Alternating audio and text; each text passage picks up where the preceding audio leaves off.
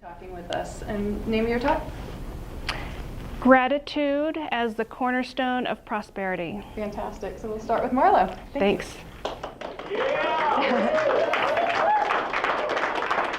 Thank you. Good afternoon. My name is Marlow Felton, and I'm the co-author of Couples Money, a book that I wrote with my husband, Chris Felton. We share insights from thousands of couples we've met over the years of about 25 years of experience in the financial services industry. We also share insights that we've learned from financially independent couples and some great teachings from them regarding prosperity and creating prosperity in our life. So I believe that gratitude is the cornerstone of prosperity. So many of us have heard, focus on what you do want, not what you don't want. But many of us don't really know how to do that. And so we fight with that. And I believe the most efficient and effective way to do that is to be grateful. So I'm going to share with you an example. If you can see my little prop here, this is a penny. Okay, so what do you think of when you see this penny? Okay, well, I'm going to help you out here a little bit. Okay, so we can think of a lot of different things, but I don't know off the top of my head how many pennies it takes to make $1 million. But I think it's a safe bet to say that it's a lot, right? Okay, so we can take a look at this penny and we can think, wow, it's just a penny. You know, what good is that going to do? Or we could take a look at this penny and we can say, wow, that's a penny. That's one step closer to the direction of where I want to go. It's all about shifting our focus and to be grateful for any and all money that comes into our life, no matter how small. There's another personal example, and my husband always loves when I share this with a group. He's going to start twitching as I share this story. But this is an example of how I've personally seen gratitude work in my own life to produce positive changes. So many years ago, when my husband and I were first married, we were very, very, very newly married. I don't know that the ink had even dried on our marriage license. And I decided to start after the frustration and anger right away. I was going to get a head start of that in the marriage game. If any of you are married, you know what I'm talking about. So I was very frustrated with our financial situation. It was not what we wanted it to be. And I became very angry at my husband and very, very frustrated. And the angrier I got and the more frustrated I got, the more this cycle started to go down. And it felt more and more impossible to reverse that for us to change our financial situation. So obviously this was consuming my thoughts day in and day out. And finally one night I had completely had it.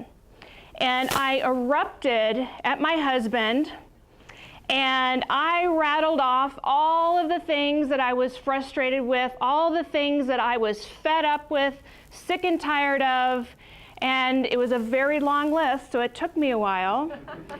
And as I rattled off all this list, and then I picked up my purse and I threw my purse at him, because nothing says I love you like a purse being thrown at you, right?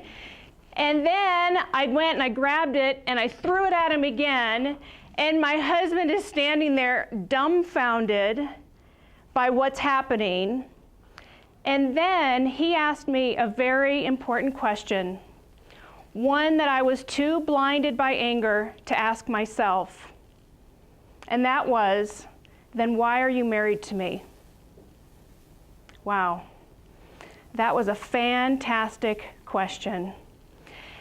And so in that moment, I was forced to shift my focus away from the list that I had just rattled off and create a new list. And the new list was all of the wonderful qualities that my husband had.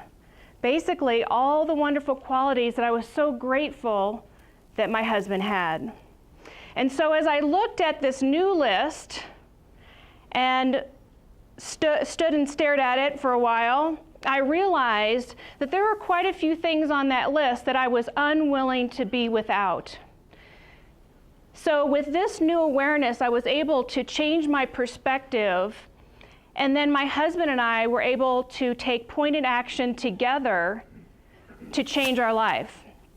So we took this action together, and I don't think without that question being asked to me that I would have ever been able to mentally make that shift, nor would I have ever really understood how important gratitude really is. I believe that all those negative aspects that we have in our life is what makes positive change in our life virtually impossible. It's like trying to run a marathon with a bowling ball tied to your ankle. It's very, very difficult, but yet most people try to do that. They go through their life with frustration, with anger, with resentment, and try to make positive changes in the meantime. And they get more and more frustrated as they continue that downward spiral, unable to reverse it. So through gratitude, we're able to shift our focus. Then we can begin to let go of that bowling ball that's tied to our ankle. We can then see things more clearly. And when we see things more clearly, we're more open to opportunity that could potentially positively change our life. So it's very important to be grateful, to consciously change your subconscious so you can then take pointed action with clarity, move closer to your goals and dreams, and begin to make positive changes in your life.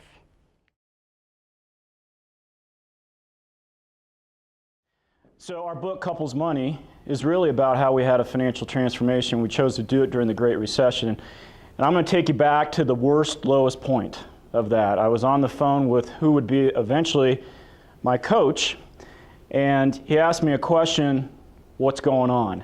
And from that came a litany of business is horrible, Marlow's freaked out, my health, our marriage, 30 minutes of venting. And then he asked, what's right? What's going on? So this is the summer of 2008. And I'm like, nothing's going right. Everything's wrong. Didn't you just listen to me? The reason I'm talking to you is I need to know what to do to get out of this mess that I've created, which was a lot of debt, tons of overhead, income dropping.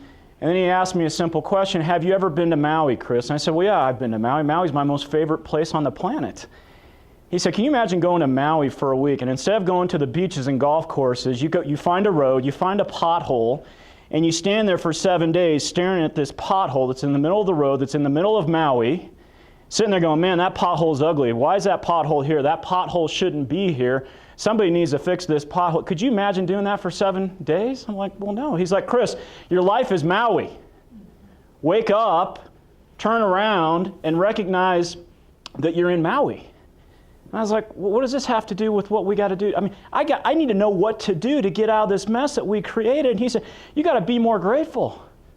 I was like, man, I'm a financial advisor. I'm a CPA. Don't give me this woo-woo stuff, right? You got to give me the techniques to make it happen. He's like, Chris, you've turned from a human doing, right? You need to be a human being. You got to focus on what's happening. You're working 80 hours a week. You're taking action from a state of negativity, worry and fear, and guess what's coming back to you, man? Everything's cause and effect. It's not doing, it's being. You got to focus on that. You got to be more grateful. And I said, well, you know what? I know that. I know that. He said, this coaching relationship will end real quick if you keep telling me you know things. Chris, I always know when someone's in victim and struggle because they say, I know that. And I know where it came from. I was in 3rd grade, multiplication problem. Chris Felton raises his hand, answers wrong. Wrong. And everyone's like, Felton's an idiot, right? And that went along. And we get all these no's as we're growing up. And so we build this armor up that protects us from the outside world to make it look like we know that. And I'd sit through seminars, and they'd talk about attitude of gratitude, and I'd write down, okay, be more grateful. And then go in my notebook, and then go on a shelf. And there was no action steps behind it. And he said, you have to be more grateful, Chris. The paradox is your outside world's not going to change until you change. And one of the greatest lies we tell ourselves is we want the outside world to change while we insist on remaining the same. And so he said, I am making you conscious of your incompetence around gratitude and appreciation, because based on results, you'd have more money, you'd have more abundance, you'd be happier. You don't know gratitude, so you got to go work on conscious competence so that it becomes unconsciously competent. You got to work on being. And he said, you have to also suspend and give up what your beliefs are around what it's going to take to be successful. And we have to focus on being. And so what I'm going to share with you is really what was the root cause that caused us to triple our business in the last 5 years and get on a path to financial independence and grow. And it's been awesome. And these aren't real original thoughts. I read a lot on it. I synthesize information, I cut to the chase and give you guys some stuff that you can actually work with and implement in your life. And this was the first concept, was the boomerang, cause and effect. What we throw out comes back. And what was happening to me was I was taking a boomerang and I was taking poop-covered boomerangs and negative thoughts, right? And throwing that out, what comes back when you throw out poop-covered boomerangs? Yeah, so I needed to stop it, okay? And Joe Dispenza talks about a concept called a negative feedback loop. And one of the reasons why people stay stuck in their lives is they look at their environment and they don't like it. And so they resist it. And it causes worry and anger and fear. And then those thoughts drive their actions. And then they get the results in the outside world. And then it comes back again and it creates their thoughts. And then and this was me. I was in this negative feedback loop and I had to shift it. And I read a book by David Horsiger called The 8 Pillars of Trust. Unbelievable story, because I needed to find some data on this whole gratitude thing, right? I'm a left brain. I'm actually a recovered CPA, okay? There's 12 steps in there. First step's denial, and then you kind of move through it. But being a recovered CPA, I needed some data. And from a business case, what he said is there's 8 pillars of trust. And so if you want your life to work and you want your business to work, you better have people that trust you. And he said the number one pillar in all of that is gratitude and appreciation. And people love to do business with people that they're grateful for and appreciative of. I'm like, okay, guess I got to work on this. And then Janet Connor, author, 2009, writes her 4th book, unbelievable book, and she wants to go do the world tour. And she puts it on credit cards, right? So she does book signings, she does speaking, she goes out for almost entire 2009. It's one of those theories of if I build it, they will come, right? She didn't really have a business case for it. She went out there feeling great. People loved her message. She came back home, got the credit card bills, and guess what? The money wasn't coming in. What was her reaction? Fear, worry, anxiety. How am I going to do this? She says, I'll just declare bankruptcy. She calls her a bankruptcy attorney. He's like, I can't see you for 3 months. You better get it figured out. And so she was reading a book and attending one of her own lectures, is what I say. Sometimes in this world of personal development, we have to attend our own lectures. And she read a line that when the conditions are sufficient, manifestation will occur. When the conditions are correct, manifestation will occur. And this was in alignment with this, Chris, you got to get your being straight. You got to get appreciative. And so she sat down and she wrote a list of what would those conditions need to be internally for the external world to show up for me to get the money and the cash flow and all that. And so she focused on, guess what? Appreciation, gratitude, faith, trust, focusing there regardless of what the outside world was telling her. That's one of the ways we get stuck, is we go on a move, and I'm going to practice faith, and I'm going to practice appreciation, and then we don't get it in the outside world, and then we stop. The world will bend to your intent if you stay on it, if you stick with it. And it did for her. And then she became wildly successful, published books. She went back to the bankruptcy attorney. They started looking at her financial situation. She said, well, I made $12,000 last month. He's like, well, that's a problem. You can't declare bankruptcy. Call me when you have the issue again. And she never went back, okay? So creating the conditions is very important, and we got to focus on it. This is one of my favorite books on just abundance in and of itself. Eric Butterworth wrote this book. If you want to turn your life around financially, this guy makes an incredible case. And on this page 94 in that book, there's a missionary who worked with tribes in Africa, and he in this one region, most of the tribes were extremely prosperous and did well, and they had great crops. But there was this one tribe that suffered and experienced poverty and lack, and he studied everything he could about that particular tribe, and the only thing he could come up with was, in their language, they had no word with which to express gratitude. They had forgotten how to say thank you. And they drew that conclusion. And so, could any of our problems stem back to the fact that we lack a grateful heart? That was the conclusion. And I would say, absolutely. Nothing is missing. One of my mentors said, Chris, you're spending so much of your time trying to figure out what's wrong with you. You're trying to fix yourself. You're not broken. You're not broken. And in fact, what you're doing is you're spending a lot of your time beating yourself up. And it's one of the sad things is my wife and I, we have about 140 agents in our business that we personally mentor. And when we bring them on board, they have this thing going on in their head, probably because their parents or their teachers beat them up, but they think that beating themselves up is ultimately going to get them where they need to get to. And it never does. And it keeps people stuck. And I remember a call I was having with my coach, that original call, and I said, Coach, I don't know why this is happening. I don't know why I'm here. And he said, why is the dumbest question you can ever ask? Because all it does is justifies and keeps you stuck with where you are. Your better question is, buddy, what are you going to do different? And most importantly, are you getting it finally? How are you going to be different? Okay, when you reach this promised land that you want, how are you going to feel? Grateful, happy, appreciative, excited, enthusiastic. All right. Start putting that stuff in action now, but nothing is missing.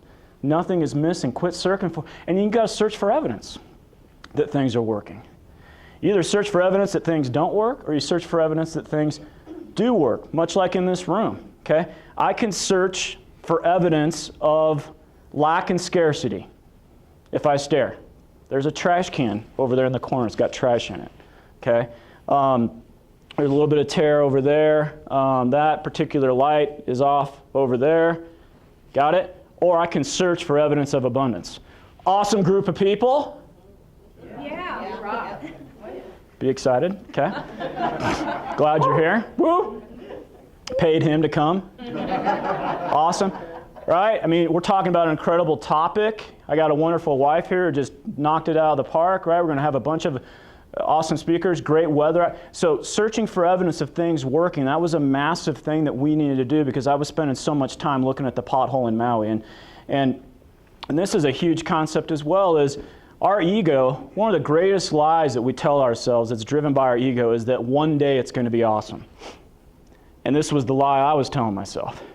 So what I would do is I'd set a goal and I'd make myself miserable and work 80 hours a week and do whatever I could to get to the goal, totally missing my life. Okay? Then I'd hit it and it'd feel cool for a few hours or a couple days. I better set another goal and then make myself miserable in the process. Okay? And so we think that one day it's going to be awesome, but really we live between two extremes, and that's regrets of the past and fear of the future. And when we're in there like I was in 2008, I was missing my whole entire life. And so the present moment is our point of power. And once again, I used to sit in lectures and go, be more present. Goes in my notebook, goes on my shelf, okay? And I said, you know what? All I got to do is focus on one thing and focus on it for 30 days. Within a year, I'll be a totally different person if I just focus on one thing. And so I focus on, and I still focus on these things. Gratitude and presence. And being present, and much like the atom, it contains the greatest power. And so success and what's happened to us is it's a compounding effect of small things cared for. And that's appreciation and gratitude in the present moment. And this was actually one of the quotes that totally changed my life. And there's a Hay House author named Sandra Ann Taylor.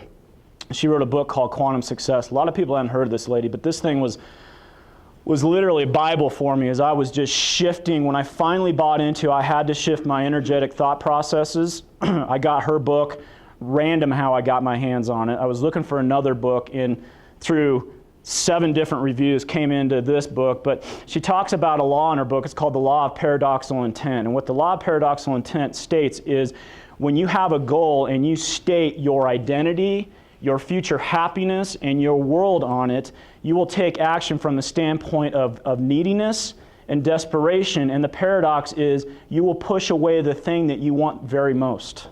It'll go away from you as you keep pushing it out. And so, '08 was a bad business year because I was taking action once again from this fear and doubt and desperation, and nothing was going on. And so she tells her own story of her head-on collision with paradoxical intent, and she was trying to get her book published. And she had an agent out there getting the book out, and it was rejection, rejection, rejection, rejection, rejection. She had 19 rejections, and as they started mounting up, she started feeling lost, and she started mourning, and she started feeling horrible, and her whole professional life was going up in flames. And she knew, once again, she had to attend her own lecture again, and she knew that she was in the paradox. And until she finally let go and surrendered to how it was supposed to look, it was never going to happen in her life. And so when she finally did let go and release after several months, Hay House showed up. Okay, and if you're a personal development author, your dream is to get published by Hay House. Hay House showed up with the offer that changed her career, got her out there worldwide, and she's been rocking and rolling for several years since then. But on this back page of this chapter on paradoxical intent, I don't have my copy with me, but if you could see it, it said May 12th, 2008, 6:40 a.m. It was the quote that totally shifted my whole world. And she says, it was consistently choosing a present joy that brought me the results I wanted, not the other way around. And I knew that I had to find the joy every moment as much as I could if the external world was going to shift, and it worked. And I had to get my life off the layaway plan. Okay? The layaway plan, meaning someday, one day, I'm going to be happy and it's going to be great, and then missing my whole life as it's in front of me. And then understanding this concept that a delay is not a denial. Meaning, 19 rejections, her dream wasn't getting shut down, it was just getting delayed. She was getting protected for the ultimate outcome that would mean the most to her. Does that make sense? And so one of the challenges is when we have challenges, we have a tendency to label things as good or bad. That's good, that's bad. And as I started growing up a little bit around this topic, we had some things that happened that seemed pretty horrific at the time. And while everyone was running around scurrying and what are we going to do and all that, and I'm choosing to be calm, Chris, what are you doing? This is horrible. I'm like, I don't know if it's horrible. What do you mean it's horrible? I'm like, you know what? I'm going to suspend my judgment on whether this is good or bad. I think something good's going to come out of this. And something better always came out of it. And so a delay is not necessarily a denial, right? No matter what's going on out here, keep your focus on where you're going and rock and roll. And I love that photo. So cool, right? Practice living in gratitude. Worrying has no benefit. Worrying's one of those boomerangs covered in that stuff that we don't want coming back, right? And it's just a negative prayer that's going out. And so, and at the baseline of all appreciation, or baseline of all happiness, appreciation and gratitude is really what exists. And so just some things that Marlo and I started doing, she shared with you, just being grateful for a penny, right? But literally one of the things, as I was coming home at night, I instituted a routine of what went well today. And I would literally have to say it aloud. And there were times that my ego just wanted to stay in my stuff and my misery, and there were days when things did not go very well, but I just said, what went good today? And I just remember just like that shift of what went good today. And then the car started. I ate. And then I started getting some more momentum on it, and then I added this other question is, how did I add value today? How did I add value? And really listing that out, and how did I make a difference in other people's lives? And recognizing that as I shifted and all the great things that happened, I was focused on that 10% that wasn't going right, that pothole in Maui. I had to shift from it in a big way, and I just started celebrating. Woohoo! All right, you guys, It's Saturday. Get him some shots. All right. But what, celebrating. And Marlo and I, I'd find a penny. Massive debt, all this stuff going on, right? I'd find a penny. Most people are like, what's that penny going to do? Wrong. I'm like, honey, what? You won't believe what happened. What? we're money magnets. What happened? I'm like, I found a penny. Honey, the most amazing thing happened. What? This parking meter had 10 minutes left on it. It was unbelievable, right? But that's what we had to do. We had to begin to shift one small win at a time and celebrating, and it was huge. And then my coach also said, Chris, we're talking a lot about you, okay? Fear and worry are the most highest forms of selfishness because it's all about you. Fear and worry are the most highest forms of selfishness because it's all about you, man. Go serve somebody today. Get in front of people, man. Get present. When you walk into that meeting, man, what can I do to serve these people? How can I help them, right? And if you do this, Chris, you're going to have massive success. If you treat every person that you come in contact with as the most important person in the world, because in their mind they are, right, your business is going to shift in a massive way. So just a small practice, and not always perfect at this stuff, but I'm a little more aware than I was 5 years ago to make it happen. And don't let the things you want make you forget about the things you have, is what it says there at the bottom. And then just this last concept, Louise Hay, founder of Hay House, wrote a book called You Can Heal Your Life.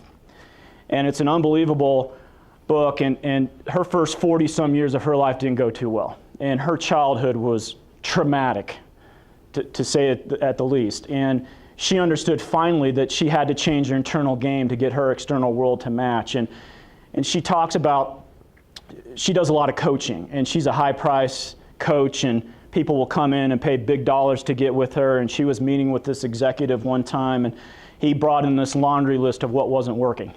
My business isn't working, my relationships aren't working, my health isn't working. Tell me what I need to, once again, to do. And she sat back and she said, well, how do you feel about yourself? What do you mean? How do you feel about yourself? Do you like yourself?